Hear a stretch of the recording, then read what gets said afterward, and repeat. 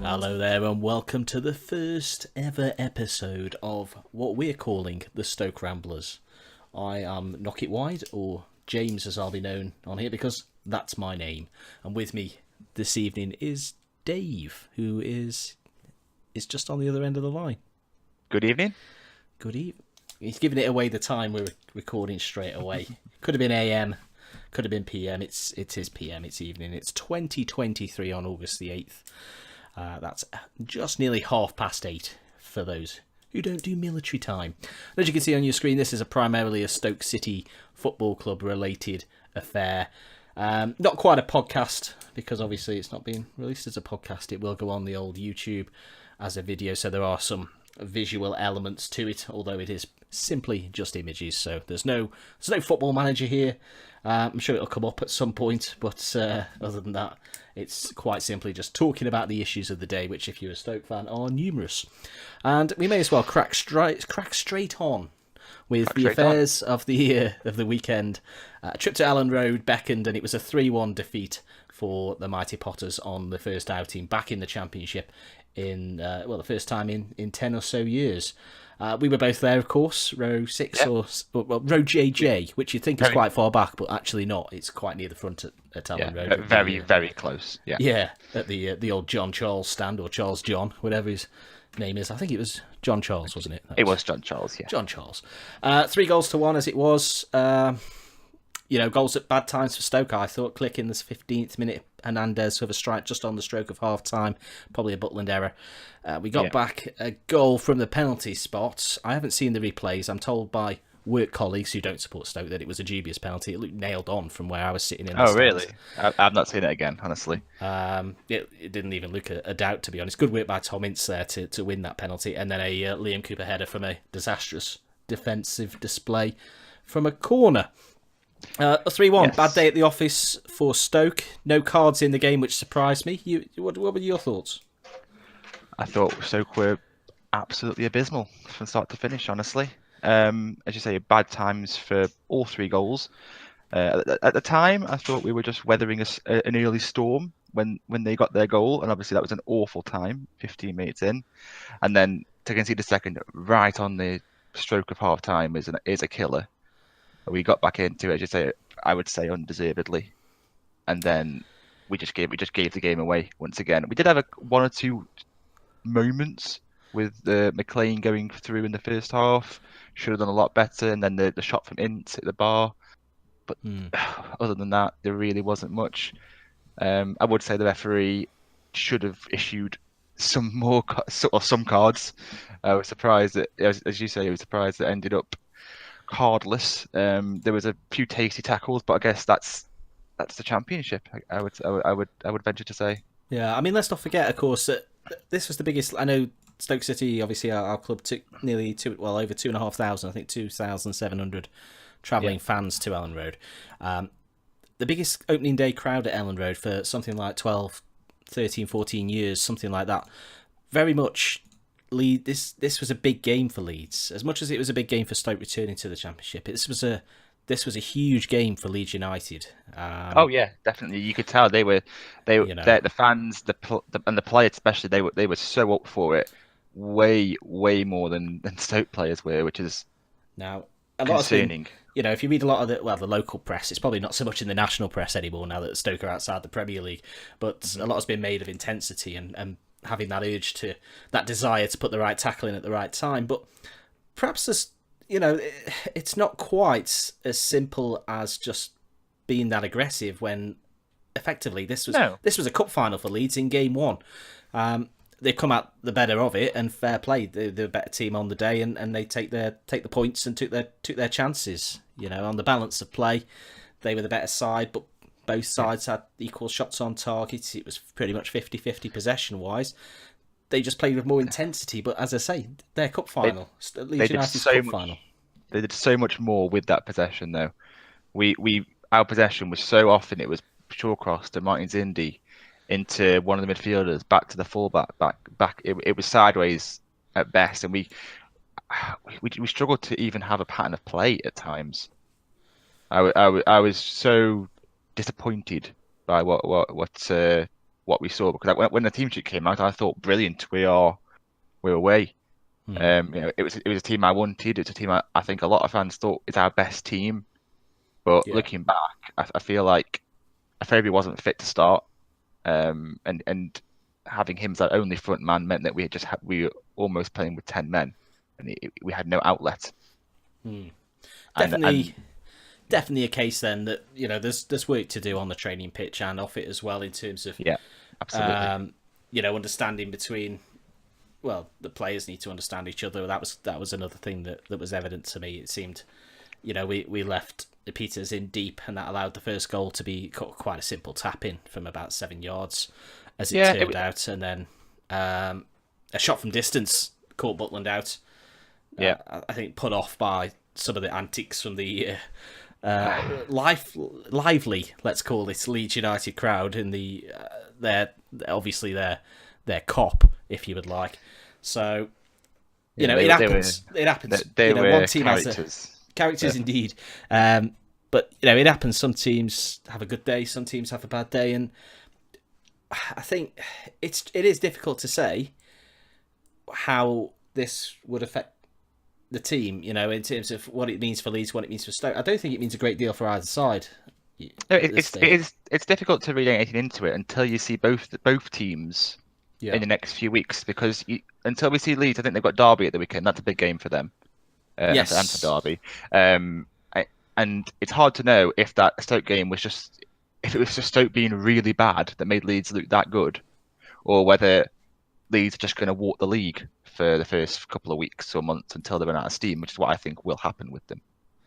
Quite possibly. And I think Stoke were disappointing, but yeah, on another day, Stoke could play that game, and without the goals, which effectively I think all three without the goals, without the 3 goals that Leeds scored, all 3 you'd put down to individual error in my book. There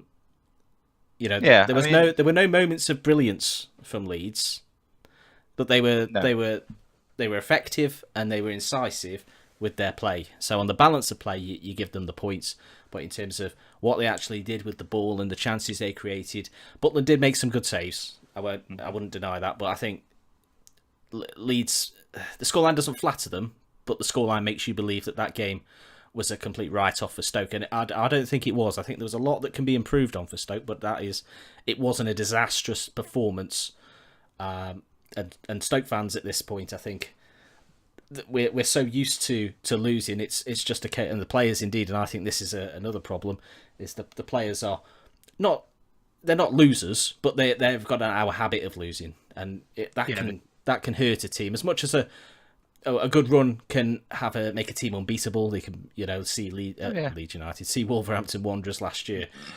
They just become harder to beat, as Football Manager says. This team becomes harder to beat in equal measure as confidence pushes on, and equally so when you keep losing games and conceding to silly errors. Become a habit. It can definitely become a habit. It's difficult to get out of. So I think we can read too much into this result. I don't think the performance was perhaps as bad or as destructive as a lot of fans might claim or might believe. I think that there's a lot of games to be played. There's 45 games left, and quite simply, absolutely, I think the champions of the championship will typically lose 10 games a season, if not more. So to think that you're going to go unbeaten, far from it. Would I have liked to have seen us at least register a point, or at least play a little bit more in an intense manner, the way, of course, Leeds did? Then yes, absolutely, and hopefully we'll see that this coming Saturday when we take on Brentford. Yes, yeah, and you have to give credit to Leeds. The players they were brilliant. They really were. They pressed, they harried.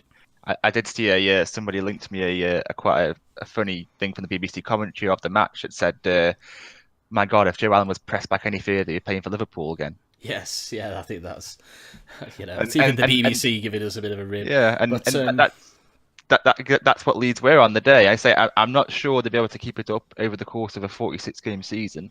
Yeah, but So it might just be that Stoke were unlucky to face them as I early think so. but again, we don't know yet. We've just got to hope that Stoke can improve quite markedly, I think. Yeah, I think it's clear that the Leeds United player base and indeed the fan base has really bought into the Marcelo Bielsa ideal. So, having not Of really course. seen how his teams play before, I'm assuming this is how he likes his teams to play, and good luck to them. They're a huge club, Yeah. Historic club, and Stoke City aside, as long as it's not at the detriment of Stoke, I quite like to see them back in the Premier League. Oh yeah, I mean know. they are a club that they are a club that's bigger than some of the teams that are up there. Quite a lot of teams are up there, to be honest. As difficult as their fan base can be, as we found out on Saturday or Sunday rather, they deserve Premier League football at Allen Road, no doubt. Yeah. But Stoke have got work to do, and as we said, it needs to be done off the pitch as well. Transfers need sorting because we've signed quite a few players. There's still work going on. Obviously, the transfer window shuts this very week, as in tomorrow, I believe. Is that right? Yes, it does, but I didn't realise that you could sign players on loan with a view to a Yes. permanent, which to me removes the whole point of the closing early. Well, it is what it is, and it's quite simple though, isn't it? Because no one wants to keep doing loans, and you're limited to how many loan players you can have in your side. So it's not a case. Benny Kofobi's on loan at the moment, so that's 1 out of 5 slots. So you can't loan an entire team, and it should cut down on. I wouldn't expect every club to be doing lots of loans. I think we will as Stoke City. I think we will do some loans because at the moment we seem to be drawing a blank on transfers, which is sad in a way because we seem to start really well with Peter Atebo coming in prior to the World Cup, and I thought he had an outstanding World Cup. And the excitement level amongst Stoke fans was incredible. It's watching him play for Nigeria. He was he's one of for me, he was the best player in the group stages, bar none. And decent business done as well. Proven championship quality in Tom Ince and the aforementioned Afobe. James McLean divides opinion, but it remains to be seen what he can actually provide on the football pitch. For me, He's a very hard worker. He is a hard worker. For me, he's a player who puts a cross into. He doesn't look at where he's putting the cross, and this would explain his lack of assist. He just puts a cross in, and if someone gets on the end of it, fantastic. But he's not aiming his cross. He's not measuring his cross. He's just simply putting it into the area. But a marked improvement on 0 wingers that we had before. So it doesn't matter how bad his crossing is. Yeah, the ball's in the box. Yeah, the ball's in the box. Like it wasn't before. Yeah. Before it would have gone to the wide man, which would have been either Ramadan or Choupo-Moting or Shaqiri. Yeah. And they would have attacked the fullback, cut inside and passed it back. Yeah, I mean that's the way we've played, isn't it? Inside forwards effectively, but it's not perhaps the way it should be. Not the way I certainly like to see, especially with a man like Peter Crouch standing there. But we mentioned transfer there. The only player that's really gone out other than the 3 players that have been released at the moment is Xherdan Shaqiri. Now everyone expected that to happen given his release clause, just £13 million. When you've got a player that's worth double that, if not treble that, then he's going to be snapped up quite easily. And I think he'll do superbly at Liverpool when he gets the opportunity. Definitely. Playing with better players than he had available to him at Stoke City. He's already done very well in pre-season for them. Well, of course, it's just how much opportunity he gets in the Premier League. He might have to bide his time, but I don't see him. I think he'll be quite happy to bide his time and wait for his opportunity and try and take it when it comes. But we're left with other players who transfers have been rumoured for: Badu and Dye, Jack Butland, probably Martin Indy as well. Apparently. I think it's too late to let these players go now because no clubs are going to want to be releasing players after the deadline for loans or anything like that, and it's just too long or rather not. We haven't got long enough to seek a replacement for Butland. Butland's staying. Apparently, his agent's come out and said he's going to stay. So that one, that one's. I think that that's a good move for him. Playing for Stoke City hopefully at the top of the Championship shouldn't really be any different to him than playing for a team in the top bottom 12 of the Premier League. He's not going to harm his England chances by not playing Premier League football. No, it's not like he's passed up Champions League football. That's the thing. If he's passing up Champions League football, then I would expect him to go. But if no one's willing to put a bid in a serious bid for a Champions League from a Champions League club, then why bother? I'm sure we can look after his Yeah, contract as we've done with a couple of other players, see Joe Allen. But we've managed to keep the core of the squad. So effectively, in a lot of ways, we're a far stronger side than we were in the Premier League, which is bizarre. yeah, I think we are. Apart from Shaqiri going, Shaqiri is obviously better than Tom Ince, but arguably he doesn't actually have the record that Ince has in the Championship, which I didn't realise it was as good. Oh, he's prolific, and yeah. I think he's got an eye for goal, and he'll look for it. And he had a shot on Sunday, and he hit the crossbar from good range. Speculative. Oh yeah, that was a fantastic effort. That was. If that goes in, it could be a different game. Different game at that stage, but that would have made it 1-1 at the time, wouldn't it? I think. Yeah, but nevertheless, players that were linked to though, Sam Clucas, Harry Arter, both play. I really rate Harry Arter. I think he's a Glenn Whelan upgrade, and we've long missed Glenn Whelan. We're still searching really for his replacement. Sam Clucas, perhaps you're probably not going to sign both if you sign either. So yeah, I would imagine it.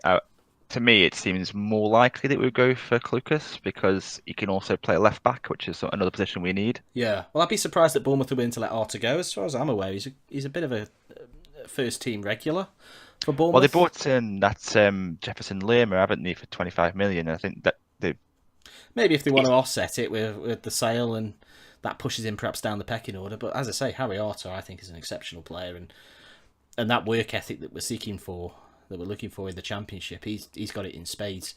Sam Clucas, I don't know so much about. I think. Apparently he went to Swansea. I didn't realise. I had a little look at him this morning. He went to Swansea for 15 million. Yeah, he's a big signing, and I'm concerned as well, really, that we don't want to keep signing players that have been relegated. No, I know that is a worry that you keep signing players that are used to losing again. Yes, we kept the core of the squad together, but the squad was relegated for a reason. It wasn't that we were relegated on goal difference or something like that. We were relegated outright cleanly. We weren't almost good enough to stay in the Premier League. We were some way off being good enough to stay in the league. So yeah, we're the worst defence in the league, and we've kept the same defence. The same defence is out there. Obviously, it's a difficult question because you don't see what work goes in on the training ground. No, and it's a brand new coaching staff. Everyone is different in the coaching staff, apart from the goalkeeping coach. So hopefully there is a different mood around the place. I'm sure there is. I mean, we've got Rory Delap back, so that can only mean good things. I think Moritz Bauer, the right back, of course, has already sought him out for long throw advice. So we'll be back in the Premier League and ruffling a few feathers very soon. One player that's rumoured to be leaving, though, is Bojan, which, again, is difficult. He's had 2 loan spells out. Of course, he went to Germany with Mainz and then back to Spain last year for a very uneventful spell with Alaves. Didn't really play for Alaves. Played and scored for Mainz at Bayern. So he's done it on big stages, but again, rumoured to be on his way this time to Portugal. Harry, do Benfica, maybe Porto. I think was the rumour. I mean, if he wants to leave and the money's there, then let's not forget we signed Bojan for practically nothing. He'll be on a fair wedge, let's be fair. But if he wants to leave, we've got enough players in midfield. And I'm not sure how... I'd have question marks over Bojan's fitness for 46 games plus cup. So, if the time is right for him to depart, then the time is right for him to depart. And he can make that decision. His big buddy's gone, Muniesa, obviously, to Girona. So... The Stoke owner is no more.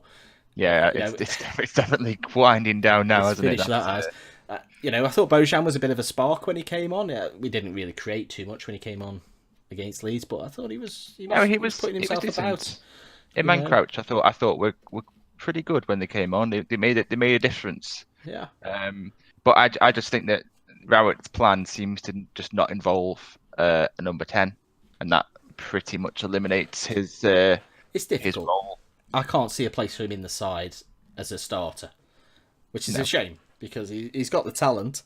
But maybe we need someone more Harry Arter who is going to get forward and back with no problems. Yeah. Other players, of course, who don't seem to be anywhere near the first team: Charlie Adam, Yep. Choupo-Moting. Yeah. Goodbye. You know, based on Sunday's display, I'd say Martin Zindi can see the exit door. Ashley Williams must start on Saturday, in my opinion, unless he's just not fit, and then I'd probably play anyone else. So, yeah, there's a few players there, and Charlie Adam and Choupo-Moting probably taking up around £60,000-70,000 a week in wages, which certainly don't justify. There are others as well. There's Jeff Cameron. Versatility is useful, but his ability is questionable. In Bula, of course, record signing. Doesn't seem to be anywhere near the first team. Surprising again, but we've got Badu and Dai and the aforementioned Turbo, so you can't have everybody in the team. Yeah, it's difficult because I've seen a lot of fans say we need these players in certain positions, but we are quite often, really, apart from, let's say, left back, we have enough players. Squad's huge. We just haven't got much balance. We need to get rid of these players first. We need Mbula to leave. We probably need Bojan to leave, and I would even say Mami Bayram Diouf probably needs the to move strikers on as well. We don't score many goals, but we've got a lot of strikers. Sergio Berahino as well. Berahino will stay just because no one else wasn't in the first team or even on the bench on Sunday. Mami Diouf made the bench, didn't get onto the pitch, and then we've got Peter Crouch as well. So we are stacked. Absolutely stacked in every position, but we just don't have players. I'm looking for a match winner out there, a spark. We didn't have it when we got promoted to the Premier League because we got promoted through absolute graft, and we were quite fortunate to be promoted given the points tally we achieved. We had Ricardo Fuller. We did. He was a spark. But there was no one in midfield who would drive us forward. We had holding midfielders. No. Yeah. Obviously, this is a very different time and a very different league now. A lot of money is now spent in the Championship, whereas in those days, you were blinking at the prospect of. I think we spent a £1 million loan fee on Shola Amiobi at the January window, and that was my word. Nowadays, it's not out of place, and just like ourselves, £12 million has been dropped on strikers, £10 million on a midfielder. It's Premier League spending in the Championship. Ignore the fact that the Premier League spending is now 80 million for us. Well, I think that's why it's kind of cascaded down, hasn't it? The spending is. I'm still waiting for the first 5 million transfer in League Two. I'm sure Salford will probably make that deal when they get there. But there we go. Yeah, they'll sign some Scottish lad. Yeah, they have Adam Rooney. So we'll see. Really, at this point, I'd like to see business done at both ends if we can. We probably need to be out first before. Yeah, I think we need outs anyway, even if we don't bring anyone else in. We just need to work on the team needs a bit of TLC, and I think I hope by this time next week we do have at least a few 3 or 4 out, and then 2 or 3 in. That's what I'm hoping for. Very much so. But I hope maybe even tomorrow. But although obviously not many links or anything close happening apart from maybe Clucas or no. But you can always hope that there's an Atebo, who's this, just randomly announced. But there you go. You just can't know. But fingers crossed we get the players that will take us back to the Premier League. And that's where we'll move on to now then. So the Premier League itself obviously kicks off on Friday. Manchester United against Leicester City. Friday night football. You need promoted sides looking to make a splash. Fulham, Wolves and Cardiff City. Well, Fulham and Wolves already have made a splash, haven't they? The transfers that they've done have been mightily impressed. I think Wolves are definitely going to make a splash. I don't think they perhaps do as well as everybody's, or a lot of people are seeming to think. Everyone seems to think that they're suddenly the 7th best team in the Premier League now. But the Premier League is not a, it doesn't give you anything for nothing, and the Championship is a different animal. I think the team we put out on Sunday against Leeds might well have won a Premier League game against Fulham or Cardiff or even Southampton or whoever. Yeah, slower paced perhaps game would definitely suit that team that played. That's not to say that you can't go into the Premier League with your Championship squad with a few additions and really go for it. Absolutely not. You're flying. Wolves are definitely flying. Equally so Fulham. Cardiff seem a little bit. They're grindy, aren't they? They're a grindy Neil Warnock team. I don't see them doing much, to be quite honest. I know they spent a little bit of money, but not on anything exciting. I don't think they've got anything exciting. They're They've got sort of a couple of decent players. Bobby yeah. Reed has gone there. He had a good season last year for Bristol City. Josh Murphy from Norwich has gone there. Decent, decent pace. It's decent, Um, but you and then still yeah, you'd still place them bottom of the league at the end of the come to May. me, yeah. For me, You know, yeah. I there's don't know no if you want to way. do predictions for the actual relegation, but they're definitely in there for me. It's yeah. I mean, I think everybody will place that team bottom. I mean, if we let's have a look at the old relegation odds for the bookies. Yeah, for me, I So would say Cardiff, probably Huddersfield, and at this point, I would say Newcastle would be probably my three I as it can't stands. see a Benitez team being relegated, to be honest, but you never know. It, it, Cardiff it's 4-6, so massive favourites for the drop. Huddersfield in trouble according to the bookmakers, and then equally so Fulham and Watford. I don't think Fulham will be relegated. I think Fulham will be fine. I think they'll be okay. Yeah, Interestingly, Burnley 6 favourites, so perhaps people expecting the Europa League campaign to hinder. I think. Perfectly I honest, think that, I yeah. think Burnley will go out to Istanbul Basaksehir in this next qualifier, but we'll No, see they've got about that. next, is it? Yeah, so they've got a difficult trip to Turkey, and then of Yeah, that's course not the the home best. leg. They might get through, but I don't see it. The other, as I say, the other teams in there: Brighton, Bournemouth in the mix, Newcastle, Palace. Yeah, my opinion on Newcastle is really just the fact that I think at some point Rafa's going to snap and walk, He might and do, but Newcastle have got a decent squad. They have strengthened, and they've brought in Muto, haven't they, from Germany? yeah, Um, they're putting Rondon, which I think is it's a good signing, but again he's never really scored a lot of goals. no, but Uh, again, he's played in a team that's been struggling at the bottom end. He's played for Mr. Tony Pulis, of course, and yes, yes. his strikers don't really score a lot of goals because of the defensive work they're asked to do. And then after that, he's pretty much just played relegation threatened and then a relegation hit side. And relegation, teams who get relegated generally don't have players that score a lot of goals. Yeah, that's no, that's the true. That's simple true. fact of it, isn't it? Relegated teams don't usually have a good player or a player who's played well. I think Rondon, if you look at it on paper, swapping Rondon for Dwight Gale is outstanding business, and I believe it probably suits both parties. The fact that I don't know if it's leading to a permanent transfer. I suspect not. At I least didn't initially, see that when they announced it, but I guess West Brom are hoping that they get back up and then they can have him back and yeah, deal with it. and maybe sign Gale at that point. End up with both of them. Yeah, Um, I think but it's difficult. The relegation area is a tricky one. Team standing still. I think Southampton have. I'll be blunt. I think they've got the worst manager in the division, apart from Neil Warnock, maybe. I'd forgotten about Southampton. Southampton have signed players, but Hmm. if Mark Hughes has been involved, then they won't be good players. Yeah, He signed another defender from Germany. Fingers crossed it's as good as the last one. The last player he signed from Germany, or the last player. Well, Kevin Wimmer I'm alluding to, but he came from Spurs, didn't he? So Oh, I thought you meant Philip Volscheid. yeah, that's what I sort of was leaning towards. So Volscheid, Wimmer, equally poor. Just £18. Well, £18. That would have been a fairer deal, to be quite honest. Yeah, Spurs, but there we 18 go. million. West Ham has signed a lot of players, good players in Football Manager at least, but as Yeah, Everton proved, good players in Football Manager perhaps don't translate to a good team on the field in the Premier League. 7-1, we can see around that kind of area, same as Wolves and Southampton, equal prices for those teams to go down. That's West how Ham the and book is seen. Southampton are equal prices. That's right, and it is Wow. difficult to see West Ham. If West Ham have a bad start, it can be difficult to get out of. You don't know how these players are going to settle. On paper, No, you'd want them but in your fantasy team, but it's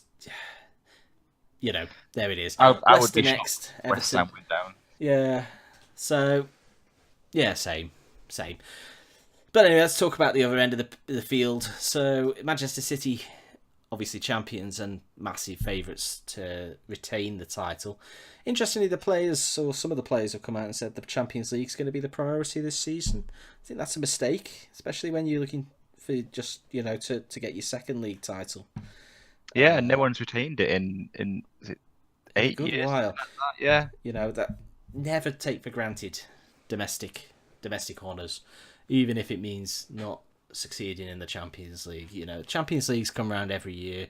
Obviously the Premier League or the top flight does as well, but the Premier League is what people remember. Most fans, Yeah, they if want you're the a league. Manchester City fan, what are you going to see more of? You're going to see your team in the domestic league. You're not going to be travelling abroad to watch your team play. If they make a Champions League final, then 20,000 Manchester City fans are going to be there and see Manchester City maybe lift the Champions League trophy. Great. Yeah. Great for that 20,000. Manchester City win the Premier League, 58,000 Manchester City fans see them lift the Premier League trophy on that day alone, but they've seen every step of the way Manchester City winning that Premier League crown. That's what would stick in my memory when I'm thinking back to great times as a Manchester City supporter, should I be one. I think that's probably League, it's a cup. Yeah, I think that's probably more coming from the owners than maybe the players. I think they've gotten to the stage where, a bit like PSG, where they're sort of used to winning the league a bit more off and on than PSG. But then the next step for them really is they are desperate now to win the Champions League, sort of complete the set. Yeah, I mean, it would be a real, what's the word? A good challenge that they've effectively completed on their own. Manchester City, they've gone through sort of their own rebirth process, starting 10 years ago themselves. 2008 was, I think, when they were invested. Yeah, Stoke's first year in the Premier League, wasn't it? When they were taken over. But it is difficult to win the Champions League. Of course, it is. It's difficult to win any cup competition, unless Real Madrid. Well, yeah, but now Ronaldo's gone. We'll see about that. But True. Manchester City shouldn't take for granted their Premier League crown, and to say that the Champions League is the priority is perhaps a little bit questionable, in my opinion. Yes, are they capable agree. of winning both the Champions League and the Premier League? Oh, absolutely. Yeah. No problem. They've got the... I would say that the other big teams in the league, to me, just haven't looked like that bothered. I mean, the transfers. Signed Liverpool are the £80 exception. million Liverpool have looked like they've done really good business. Yeah. And of course, there's all this media talk about Mourinho not getting the transfer targets he wants. For me, Mourinho is the best manager in the league, and he has actually got maybe not the best strength in depth, but for me, he's got the best first 11 in the league, just ahead of Man City. It's very tight between them both. I think there's one or two positions. It's difficult. I wouldn't put much between them. There shouldn't be that much between them. And I think Manchester United have a real good go this year at winning the Premier League back. I think it's their best chance because they're so. It's clear united as a team. That team spirit is there. The old dynamics. They know each other inside out. There's no players rocking the boat, unless Pogba is actually being awkward. Yeah, I saw that at Barcelona. That would be crazy. Keeping Pogba is obviously vital, so this is all with that in mind. But Manchester United, I think, it would be my outside tip to win. An outside tip, I think, the third favourites, so it's hardly an outside tip, but the outside tip for me to take the title.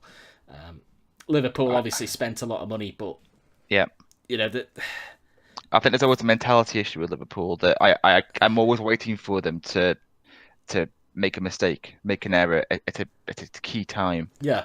To slip up somewhere. We're not talking about Chelsea, Tottenham, Arsenal.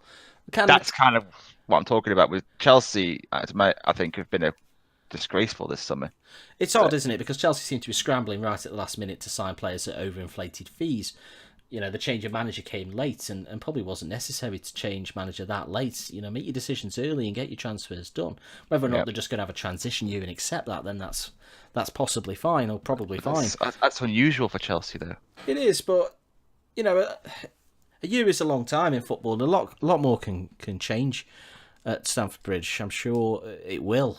The team will. The team needs to change. The team has got a lot of issues. I think from the outside, this is looking in. I don't think they've got a very good defence centrally. There's obviously now question marks over the goalkeeping situation. And Apparently, they've agreed a deal for some Spanish keeper to come in. yeah, Kepa from Bilbao. Kepa, yeah. World He record was, fee.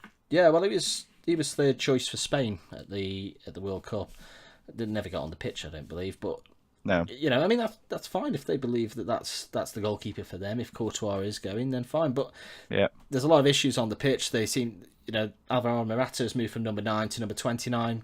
Lord only knows what that's about.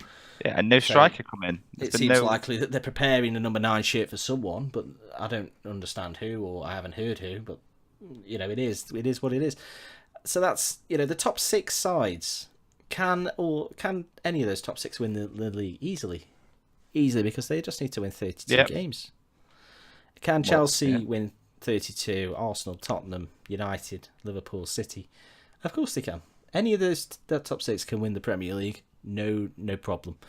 Will Arsenal or Chelsea win 32 games? No, I don't think so. Will Tottenham? No, I don't think so. I think Arsenal will finish below West Ham this year. I think Arsenal will score a lot of goals. And I think Arsenal will finish back in the top 4.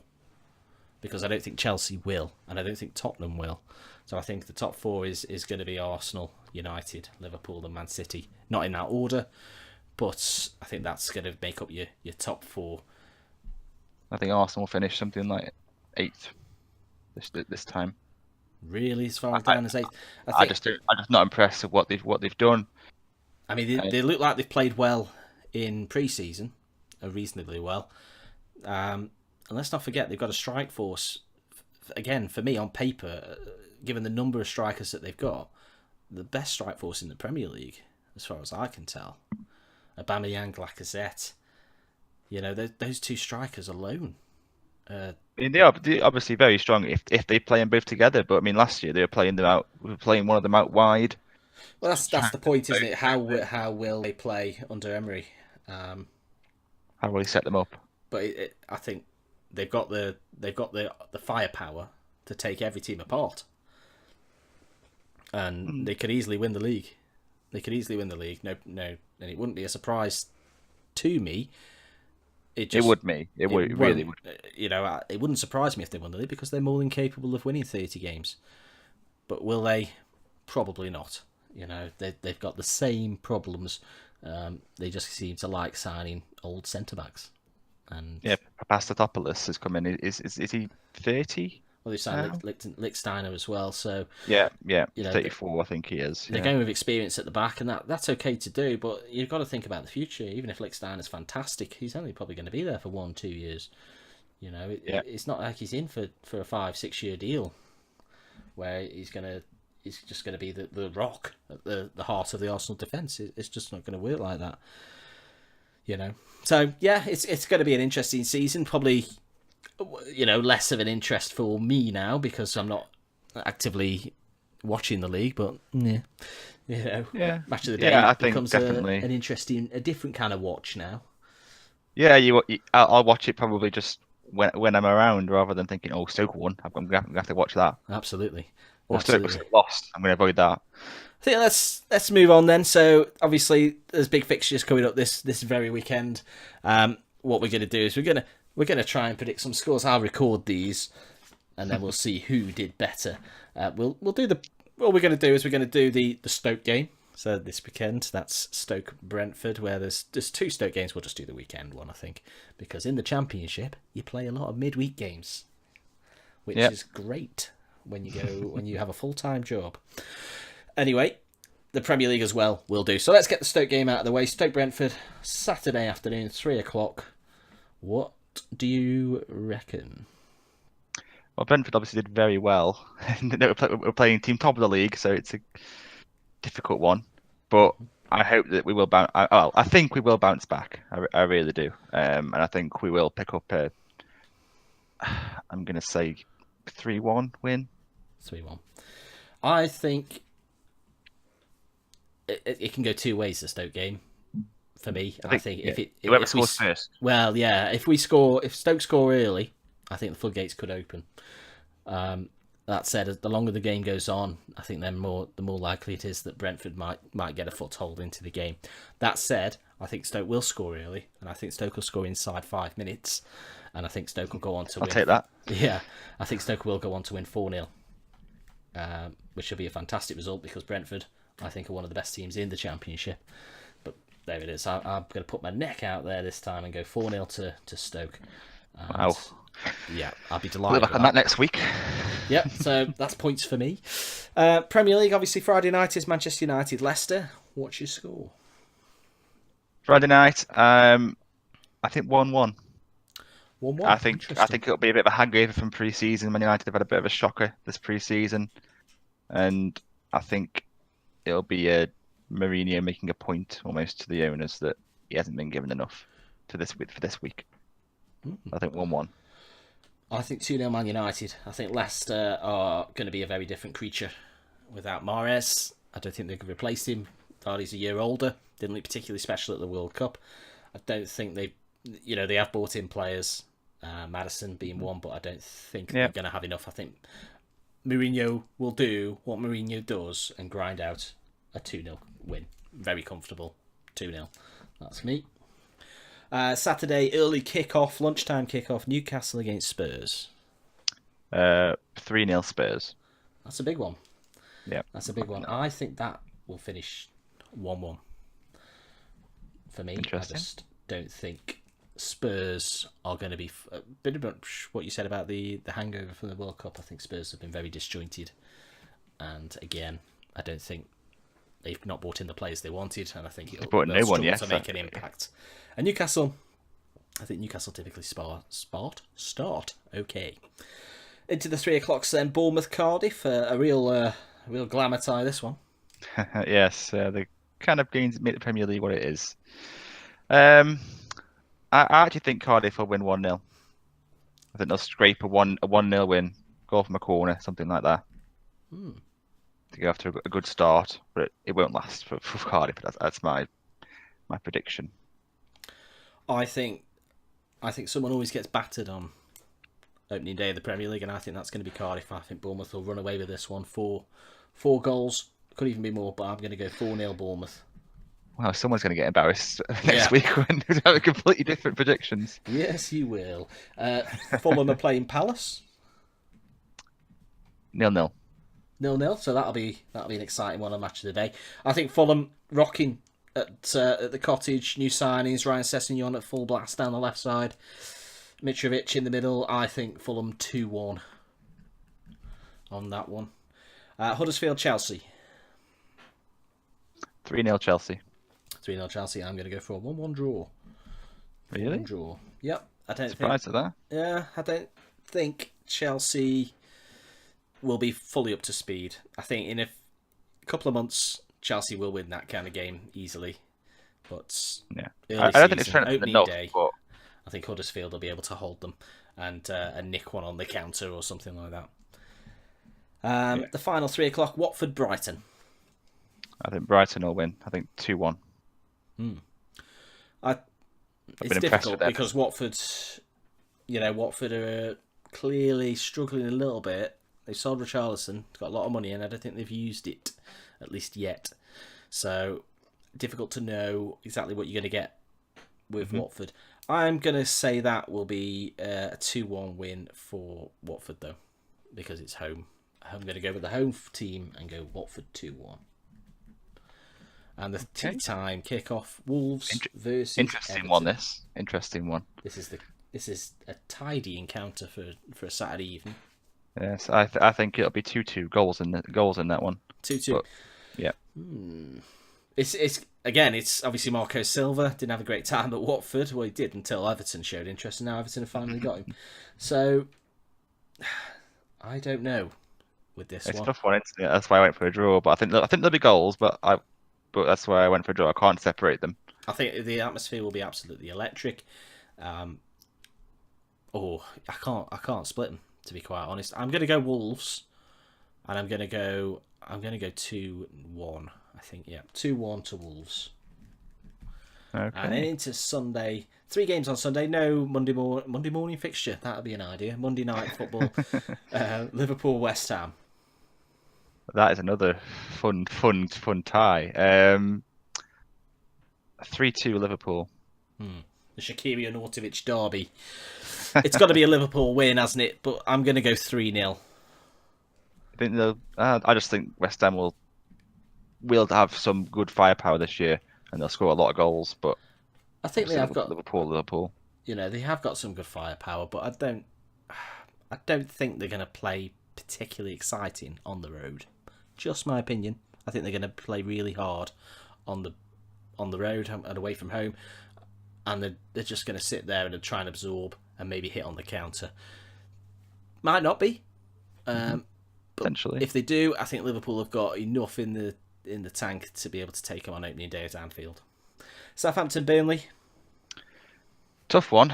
I think both teams are going to have poor seasons, but for this game, I think Burnley will edge it 1-0. They'll do a Burnley. That's interesting, isn't it? Because Burnley, of course, have got this trip to Istanbul. Is that tomorrow, is it? That's tomorrow. The I don't Thursday. know the kind of squad they've travelled with. That's why the game's on the Sunday. I'm going to go for a Southampton win based on that alone. The fact that they're coming back from Turkey. It's a fortunate game, isn't it, for Southampton? Yeah, well, of course it is, Mark. Game. Good luck, Leslie. I'm going to go Southampton 1-0 on that one. And the final game of the weekend wraps up round 1 of the fixtures. Arsenal against Manchester City. Wow, I didn't realise this was there until I clicked onto the page. Arsenal Man City opening weekend. Oh, yes. Wow. Well, given the fact that I said Arsenal are going to have a poor season, I think Man City are going to win the league. I'm going to go 3-1 Man City. 3-1 Man City. Well, it's the glamour tie of the weekend, obviously. So, based on that, all the telly, all the hype, 0-0. That's what I'm going for. So, that's what I'm going to say. So, when there's a goal inside the first 4 seconds of the game, I shall be correct, obviously. So, 0-0. That's the Premier League then. So, what we'll do is we'll give you'll get a point for everyone you get right, and we'll see who leads the way come the end of the season. Or rather, we'll see how far I am ahead at the end of the season. And then there'll be some sort of forfeit, no doubt. Some sort of charity forfeit. I reckon that's probably a good way to go. Sounds good. Excellent. So you'll be listening to this from a Saturday morning. Obviously, if you listen to it back after that point, then a lot of these results will have already been. You'll already know what they are, so you'll be able to see how right or wrong. The Friday game, you'll all know. Well, yeah. Oh, that's a good point, actually. Yeah, didn't even think of that.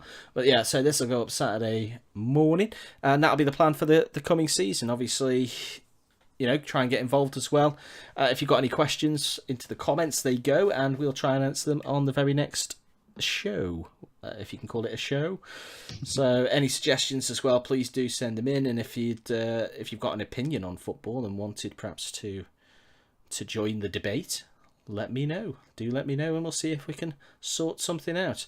Obviously, it needs a bit of a getting all synced up in terms of schedules and all that kind of thing, but do let us know. Yep.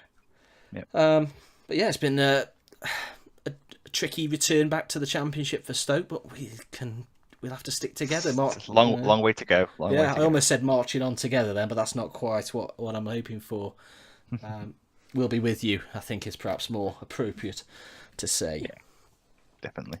All right, well, do pop a like on there for us as well, and subscribe, and you'll be notified. If you click the little bell icon, you'll be notified every time there's a new episode out of this, or indeed any Football Manager content that appears on the channel.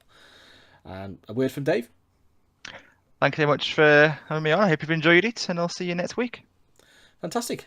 Goodbye.